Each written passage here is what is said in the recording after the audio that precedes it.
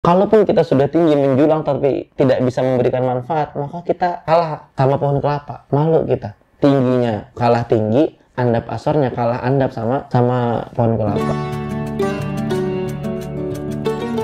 Assalamualaikum warahmatullahi wabarakatuh. Kembali lagi bersama saya, Mas Ustadz ya. Kemarin kita coba membahas yang namanya ketawa. Dan sekarang kita akan bergeser dikit, yang biasanya filosofis banget, kita akan coba yang ke wisata kuliner. Sebagaimana di filosofi Jawa tuh ada tuh, Witing Tresno jalaran soko kuliner gitu ya. Soko kulino ya.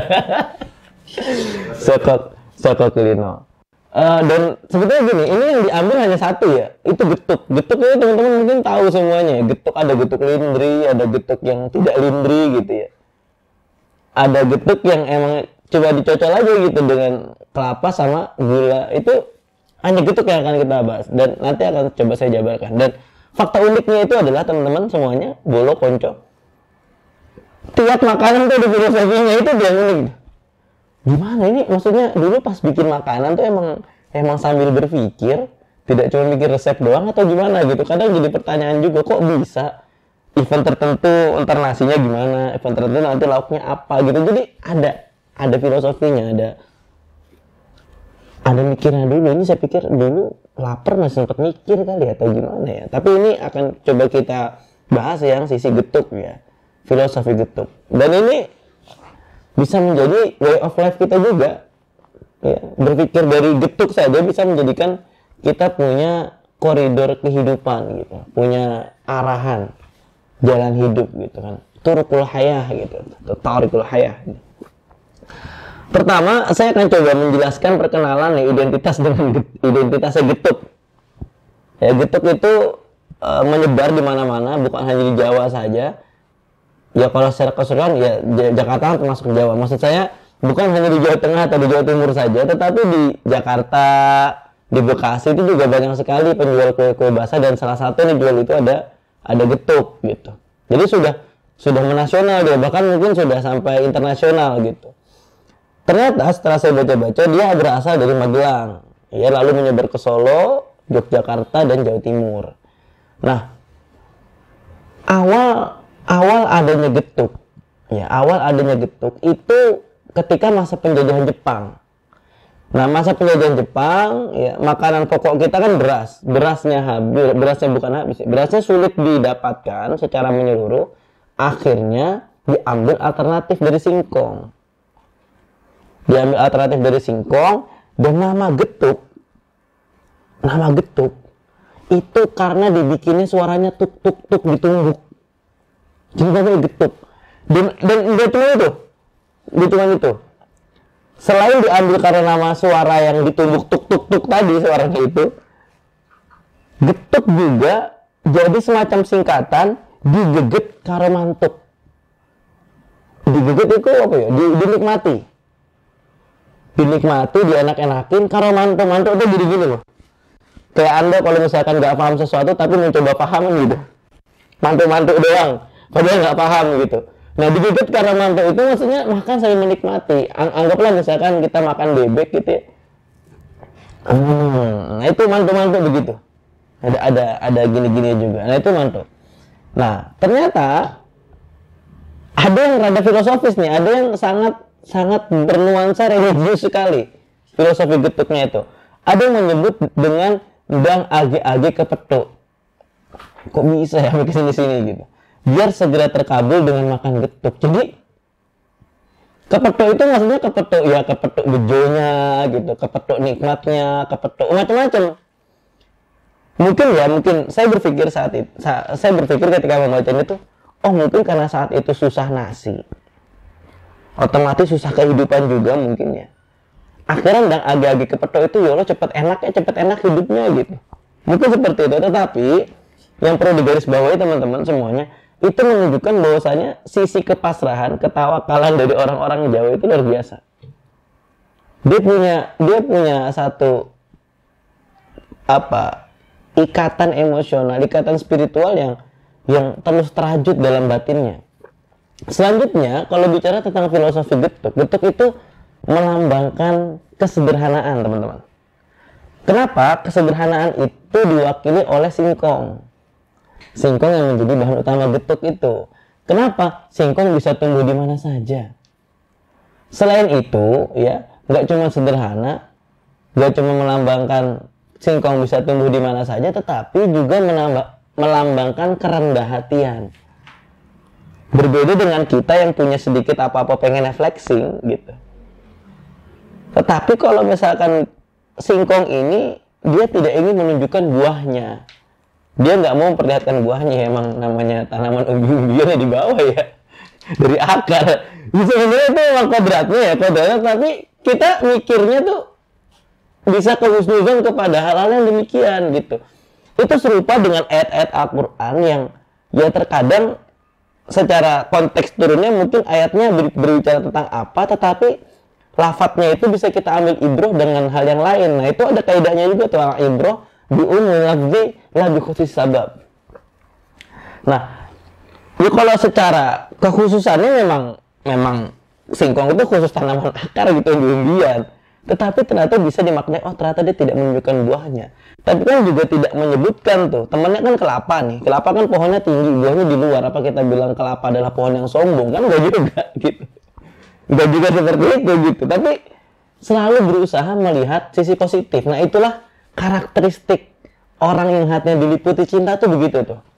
Dia akan selalu berusaha melihat kebaikan ya dari apapun yang ia cintai. Karena orang Jawa zaman dulu, semua orang ya, semua suku, semua manusia itu akan berusaha melihat cinta dari alam sekitar yang tempatnya hidup gitu. Dari alam sekitar di mana tempat dia menjalani kehidupan, maksud saya. Nah, salah satunya seperti ini, tanaman umbi-umbian ya, yang memang berbuahnya di akar gitu, itu disebutkan bahwasanya itu buahnya rendah hati, tidak sombong karena tidak suka memamerkan buahnya gitu. Selanjutnya kita geser ke kelapa. Karena salah satu teman bestinya singkong yang dijadikan getuk itu mesti kelapa. Kelapa itu melambangkan kemanfaatan. Meskipun buahnya di luar ya, dia bukan berarti pohon sombong, bukan. Tetapi dia melambangkan kemanfaatan dari mana? Dari sisi ketidakmanfaatan. Jadi semua yang ada dalam aspek kelapa itu semuanya bermanfaat.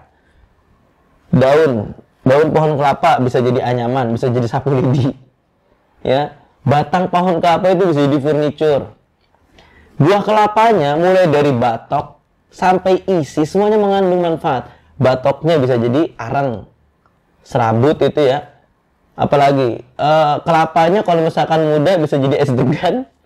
Kalau agak keras bisa jadi kelapa parut, diolah jadi santan, jadi minyak kelapa. Apalagi terus air kelapa itu nature isotonic drink. Isotonik alami itu dari air kelapa. Jadi tidak ada ketidakmanfaatan dalam buah kelapa. Even menjadi arang. Nah, disitulah dalam satu porsi getuk Anda bisa mendapatkan filosofi kehidupan gitu. Disatukan dalam satu piring. Ditambah lagi keadaan saat itu yang mengharuskan orang-orang memakan getuk itu. Karena ketiadaan nasi saat itu. Dan itu juga menjadi filosofi bahwasannya apa? Kalau dari pembahasan yang kita sudah pernah bahas, menerima ing pandum. Ya, salah satu ciri menerima tadi itu ada. Nah, selanjutnya setelah tadi saya sebutkan beberapa manfaat singkong atau beberapa sifat dasar singkong, dia juga bukan sekedar tumbuh di mana saja ya, tetapi dia juga tanaman yang tidak rewel. Singkong itu nggak rewel, dia bahkan bisa tumbuh di tanah yang tidak terlalu subur sekalipun. Meskipun secara kualitas tentu akan sangat berbeda ketika dia di tanah yang subur dan baik. Di tanah yang berair pun bisa, tetapi dia akan menjadi lebih mudah busuk gitu. Dan secara gizi, ia itu rendah kalori, tinggi serat. Ya, rendah lemak, kaya karbohidrat dan serat, cocok untuk hidup sehat. Nah kadang kalau misalkan ada orang diet tuh makannya kena singkong rebus, singkong rebus. Tapi kalau yang buat dia nggak digabung sama gula dia, di singkong rebusnya doang tuh anyep-anyep gitu. Itu tapi memang buat kesehatan. Jadi bukan hanya sebagai getuk ya, tetapi ya diolah yang lain pun bisa. Oh bayangkan nih, singkong itu bisa jadi macam-macam.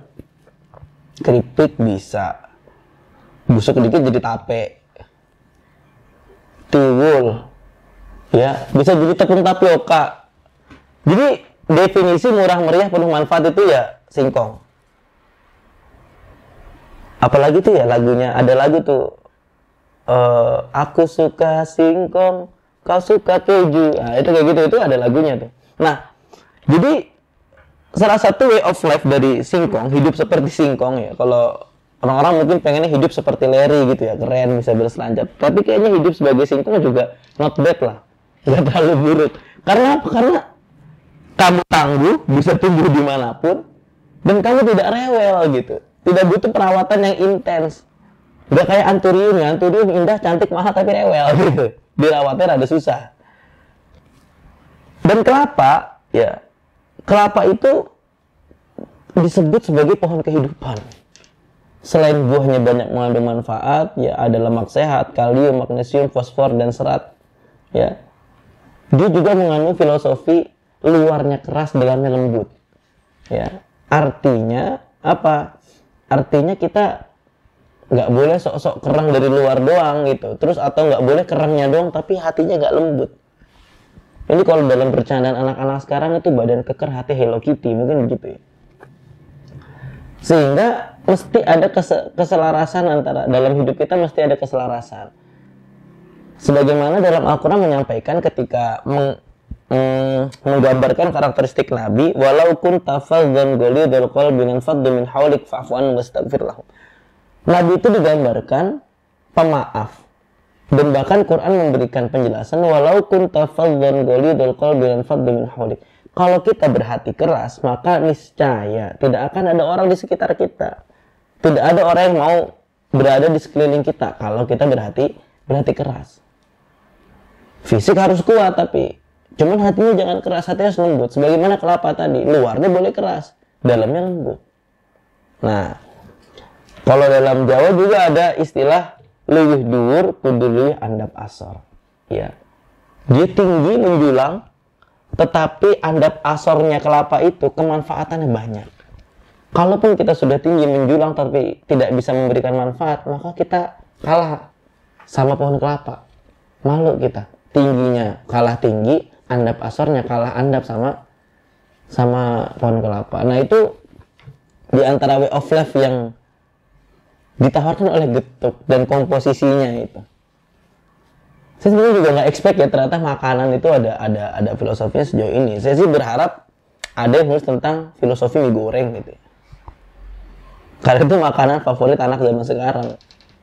Jadinya seperti mie, apa coba instan misalkan 3 menit langsung jadi. Sulit-sulit juga ya, tapi kita tidak bisa memungkiri kalau itu sangat kita nikmati. Selanjutnya, getuk itu menjadi satu simbol di mana orang-orang saat itu ya dia punya kreativitas untuk mencari bahan pangan, dan tentu menjadi indikator bersyukurnya manusia terhadap anugerah alam yang Allah berikan. Makanya disampaikan dalam Quran, walaqad makannakum fil ardi wa ja'alna lakum fiha ma'aish. Kita ditempatkan di bumi, mesti sudah disiapkan juga tuh berbagai macam kebutuhan untuk bertahan hidup.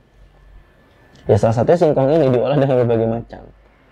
Jadi keripik aja bisa macam-macam tuh, ada rasa balado, ada rasa sambal jeruk, ada rasa keju, macam-macam. Selanjutnya, makanan itu menjadi apa? Makanan itu menjadi representasi etika. Etika maksudnya mulai dari cara penyajiannya, mulai dari menyikapinya, mulai dari cara menyajikannya dan lain sebagainya. Ekspresi, terkadang makanan itu menjadi sebuah ekspresi penunjukan ya, penunjukan. Misalkan kalau kita makan tertentu, kita memvalidasi kalau kita mampu makan itu gitu. Ya tentu ekspresi makan getuk tidak ada yang lain selain ekspresi kesederhanaan gitu. Apa yang mau di flexing gitu. Saya pernah Mas Agung dibeliin sih ya makan tiwul dijual per biji 7.000. Ini gimana ceritanya? Itu karena di restoran ada. Dan itu ekspresi bahwasanya oh ternyata makan tiwul juga bisa loh berkualitas, bisa fancy lah kalau anak sekarang bilangnya. Bisa kok makan makanan getut tapi fancy, bisa banget. Asal bisa bayar gitu. Nah, estetika, keindahan. Jadi memang kalau dalam ranah hal seperti ini ya ada etika, ada estetika, ada logika, itu kalau filsafat. Jadi memang segala sesuatu itu mesti berkaitan. Kebaikan itu mesti selalu berkelindan dengan keindahan. Sebagaimana Plato bilang ya, what is good is beautiful, what is beautiful is good. Apa yang baik itu mesti indah, dan apa yang indah itu mesti baik. Nah, gitu-gitu adalah bagian dari keindahan itu gitu. Misalkan dia tidak hanya dipandang sebagai makanan yang dikasih parutan kelapa, dicocol sama gula gitu. Maka kita akan bisa menemukan makanan-makanan yang lain. Nah, saya rasa kalau begini cara kerjanya meneliti keindahan sebuah makanan, setiap makanan mesti akan punya filosofinya masing-masing. Silakan lah teman-teman mungkin di kolom komentar mau bilang saya ingin memfilosofikan bebek crunchy, itu boleh juga. Saya memfilosofikan tahu aci, terserah lah. Selama itu bisa menghadirkan ibroh dalam hati kita, ya, maka insya Allah niatnya satu belajar, dua itu juga jadi ibadah kepada Allah Subhanahu wa Ta'ala. Dan yang terakhir, ini menjadi perbendaharaan kekayaan budaya yang syarat makna. Dan saya sangat meyakini, meskipun saya belum mengetahui lebih banyak, akan ada banyak sekali makanan-makanan yang mengandung nilai-nilai filosofis bukan hanya di Jawa. Indonesia itu bineka tunggal ika, ramai sukunya, ramai budayanya, pasti banyak sekali nilai-nilai itu. Maka saya juga pengen lah men-trigger mungkin teman-teman yang dari Makassar, mungkin teman-teman yang dari Sulawesi, ya Sulawesi Utara, Sulawesi Tenggara, Selatan, Kalimantan Barat, Kalimantan Timur, Mataram, ya, NTB, NTT dan sebagainya, itu diulik sejarah itu supaya kita kalau misalkan Ali bin Abi Thalib bilang salah satu bangsa yang lemah itu bangsa yang melupakan sejarah bangsanya. Ya kalau Pak Karno bilang jas merah, jangan sekali-kali melupakan sejarah. Nah, tiap makanan itu ada, tapi ada Mas Agung yang konten kreator, history in a plate. Dia berfokus sama sejarah di atas piring.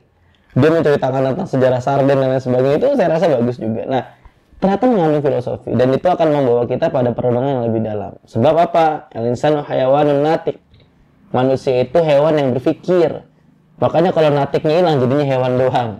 Ya, kalau nggak berpikir kita cuma hewan biasa berarti. Maka gunakanlah pikiran kita untuk merenungi segala sesuatu yang bisa kita lakukan. Wallahul muwaffiq wal muthoriq. Teman-teman silakan ramaikan kolom komentar, share videonya.